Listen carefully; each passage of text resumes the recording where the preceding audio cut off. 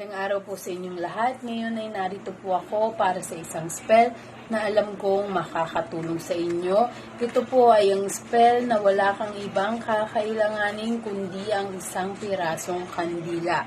Ang gagawin nyo po sa isang pirasong kandila, unang-una po, ito po ay gagawin po kapag gabi. Basta po kahit anong oras po sa gabi, basta po ay wala ng liwanag na nanggagaling sa araw. Ngayon po ay maririn nyo itong gawin sa inyong bahay, pero mas maganda po ito sa labas at madilim. Kung ang inyo pong lugar ay mapuno, maganda po yon. Ngunit kung wala naman po, hindi ito available, ay ayos na po sa loob ng inyong bahay. Ngayon ano ang inyong gagawin? Ngayon, pumunta ka sa madilim na lugar, halimbawa ay sa loob ng iyong bahay, patayin mo ang ilaw at kuhanin mo ang kandila. Ngayon, naisindihan mo ang kandila, ilagay mo ito sa iyong harapan at lumuhod ka sa harapan ng kandila. Ngayon ay magdasal ka ng isang sumasampalataya at 2 Ama namin.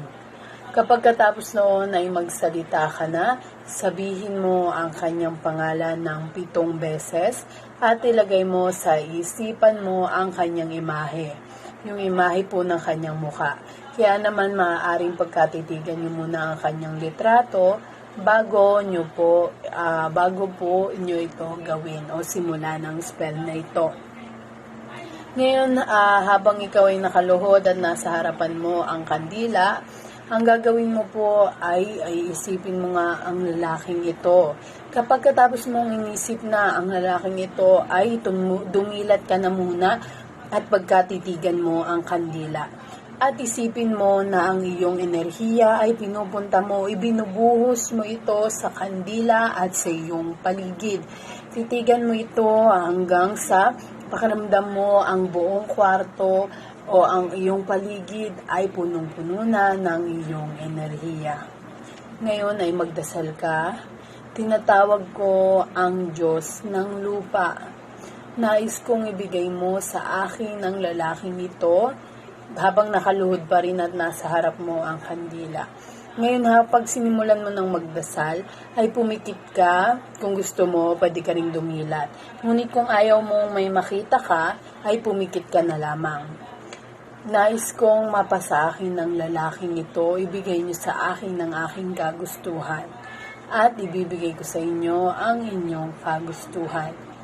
Ngayon, pagkatapos nun, ang gagawin mo ay lumuhod ka. Habang nakaluhod ka, ang gagawin mo ay iilalim mo ang iyong ulo. Iilalim mo lamang ang iyong ulo o ibababa mo ito para ka lang nagbow. Maraming salamat. At pagkatapos nun ay tumalikod ka, umalis ka na sa lugar na iyon habang nakasindi pa rin po yung kandila. Talikuran mo na ito at kalimutan mo na ginawa mo ito. Huwag mo itong balikan. Kahit mga 10 minutes lang, huwag mo itong balikan. At pagkatapos ng mga 10 minutes, bumalik ka, kunin mo yung kandila at itapon mo na ito. Itapon mo ito sa medyo malayo sa bahay nyo, kahit 5 bahay ang layo.